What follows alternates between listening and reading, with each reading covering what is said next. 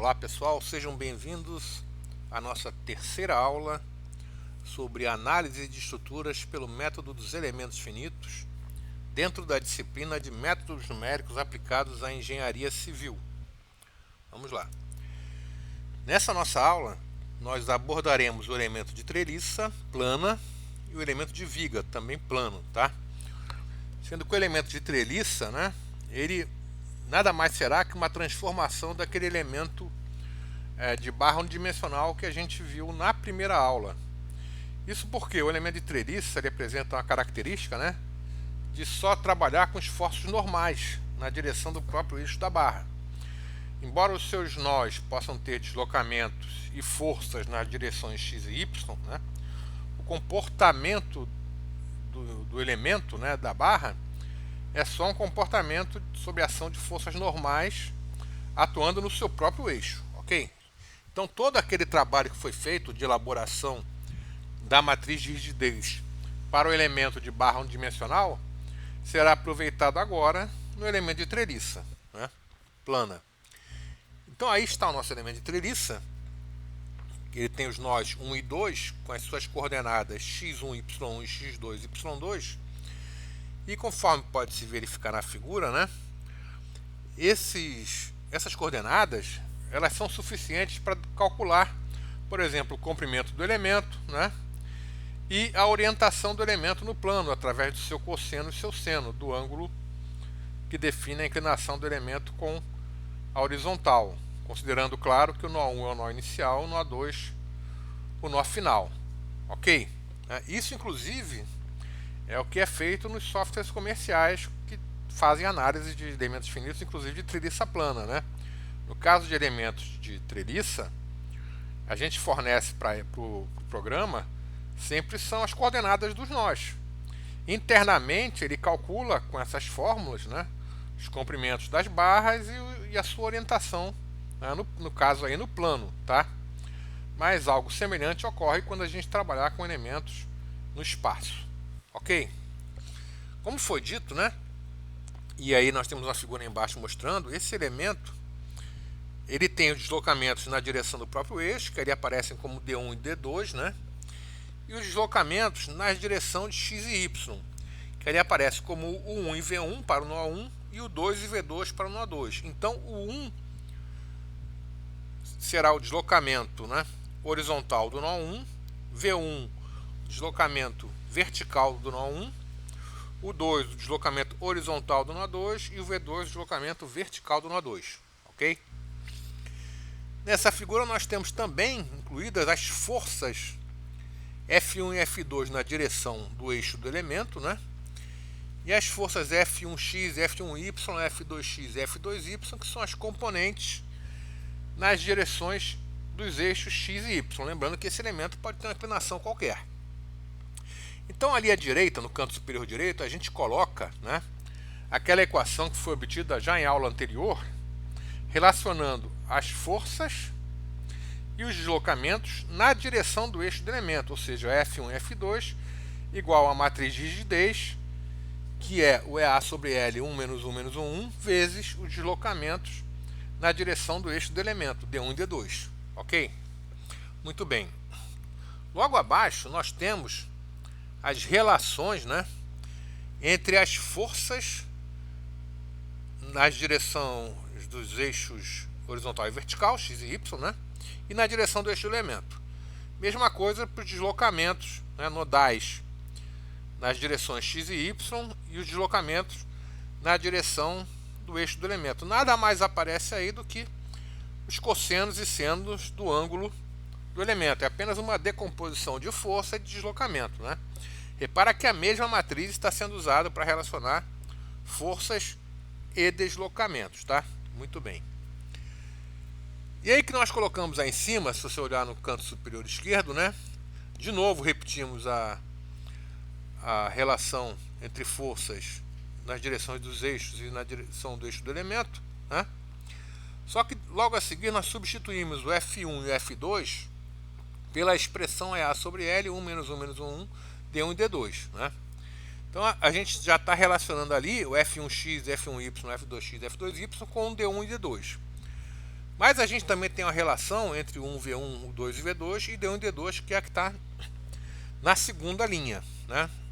Se nessa segunda linha nós pré-multiplicarmos os dois lados da equação pela transposta daquela matriz de cossenos e senos, né, nós chegamos à seguinte expressão, né? Do lado esquerdo, a gente tem lá o cosseno de θ, seno θ 0, 0, 0, 0, cosseno θ, seno θ, multiplicando o 1, V1, o 2 e o V2.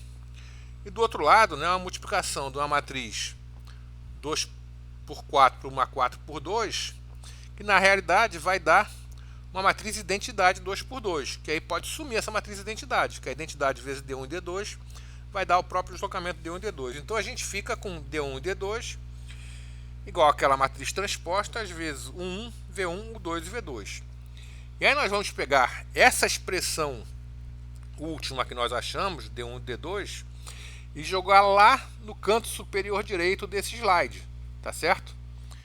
Então a gente vai ficar lá, ó, com F1x, F1y, F2x, F2y igual ou é A sobre L, como é uma constante numérica, eu joguei lá para o início, vezes aquela matriz 4 por 2 original, vezes 1 menos 1 menos 1, 1, a 2 por 2, vezes a 2 por 4, que é a transposta, vezes o 1, V1, o 2 e V2, né? Se a gente fizer a operação daquela multiplicação daquelas três matrizes internas, a gente chega nessa matriz que relaciona F1x, F1y, F2x, F2y com 1, V1, 2 e V2. Que essa matriz é A sobre L, cosseno ao quadrado de θ, cosseno θ seno θ, menos cosseno ao quadrado de θ, menos cosseno θ seno θ, e assim por diante, né? Tá?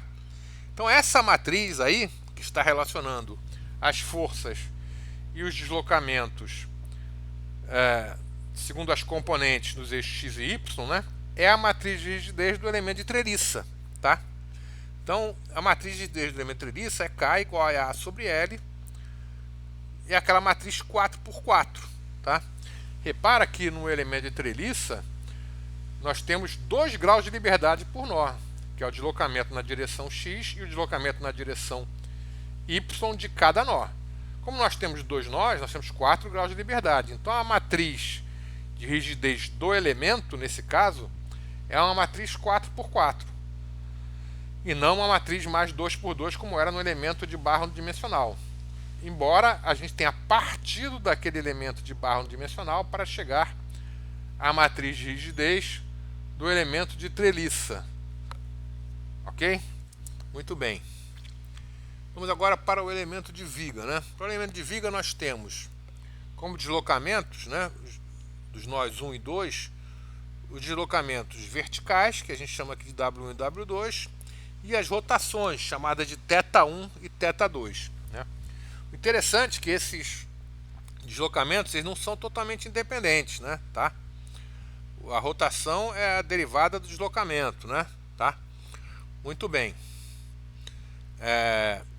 Então, e temos lá como esforços, né, as forças verticais, Q1 e Q2, que vão dar origem aos cortantes, né, essas forças verticais na extremidade do elemento, e os momentos M1 e M2. Tá? Lembrando que no elemento de viga a gente pode dizer que o epsilon é apenas o epsilon x, porque o elemento de viga, ele sob flexão, né, no plano, ele tem apenas deformações normais na direção x, epsilon x, e que a gente demonstra na resistência de materiais, que é menos y d2w dx2. Né? Então a minha matriz L, aquela matriz de operadores, fica sendo menos y d2 dx2, o operador, a segunda derivada multiplicada por menos y, tá? Onde y é a distância de um ponto da seção à linha neutra, tá certo? E agora, já escolhemos a matriz L, o próximo passo é escolher as funções de interpolação. Como eu tenho 4 graus de liberdade, eu vou ter que ter 4 funções de interpolação. A N1 vai corresponder a W1, ok? A N2 vai corresponder a θ1. E a N3 vai corresponder a W2. E a N4 a θ2, tá? Repara que a N1, por exemplo, ele vale, se a gente considerar que o nó 1 tem coordenada 0, aí a gente vai tratar com coordenadas locais, né? Coordenada do nó 1 nada me impede de começar a origem no nó 1, 0. Então a N1 vai valer 1 no nó 1, né? N1 vai valer 1 no nó 1 e 0 no nó 2, quando você tem o x igual a L. Basta substituir o x igual a L que você vai ver ali que vai dar 1 menos 3 mais 2, que vai dar 0, tá certo? E também eu tenho que zerar as outras coordenadas. Então a derivada dele vai ter que ser 0 em x igual a 0. Então se eu derivar o 1 some, fica menos 6, né, x sobre L ao quadrado mais 3 vezes x ao quadrado, 6 vezes, desculpa, x ao quadrado sobre L ao cubo, né? Tá certo? Também vai zerar em x igual a L. Então essas funções de interpolação também vão atender todas aquelas condições, né? Então o N1 vai ter que ser igual a 1 no nó 1, 0 no nó 2, e a derivada dele vai ter que ser 0 tanto no nó 1 e no nó 2. O N2, né, que se refere à rotação θ1, né, ela vai ter que ser o deslocamento 0 no nó 1. Repara que para o x igual a 0 ela vai se anular, né? A derivada dela vai ter que ser igual a 1 em 0 e vai dar certo, porque deriva o x dá 1, deriva os outros termos, ela vai ter termo em x, que em 0 vão zerar. Então o N2, a derivada de N2 em x igual a 0 vai dar 1, né? O valor de N2 em x igual a L tem que ser 0, que vai dar também, eu teria ali L menos 2L mais L dando 0, tá certo? E a derivada em x igual a L também tendo que se anular, o que vai acontecer, né? Você vai ter lá 1 menos 4 mais 3 se anulando. Então esse mesmo procedimento você vai montar para todas as funções de interpolação, ok? Com isso você tem as 4 funções de interpolação, né? Então a sua matriz N vai poder ser montada desta maneira, tá certo? Vai ser uma matriz 1 por 4, né? Uma linha com 4 colunas. As 4 colunas, os elementos vão ser N1 de x, N2 de x, N3 de x, N4 de x. Lembrando que são funções de x, né? Tá certo? A matriz B que a gente verificou é igual a L vezes N. Então, aplicando o operador L à matriz N, eu fico com aquela matriz lá, menos y, posso botar para o lado de fora. E vão aparecer a segunda derivada de cada uma das funções de interpolação. Muito bem. Fazendo essas derivadas, né, eu fico com essa segunda expressão que está aí, menos y, entre colchetes, aí as derivadas das funções, tá certo? Né? A minha matriz K vai ser a integral ao longo do volume de B transposto dB dV, né? E aí eu vou poder simplificar algumas coisas, colocando, por exemplo, um L ao quadrado para fora, né? Tá? Sempre que eu vou... Repare que eu tenho, na pior hipótese, 1 sobre L em alguns termos, né? Ok? Eu tenho a B transposto vezes a E menos I vezes a B. E o meu dV eu substituí por dA dx, né?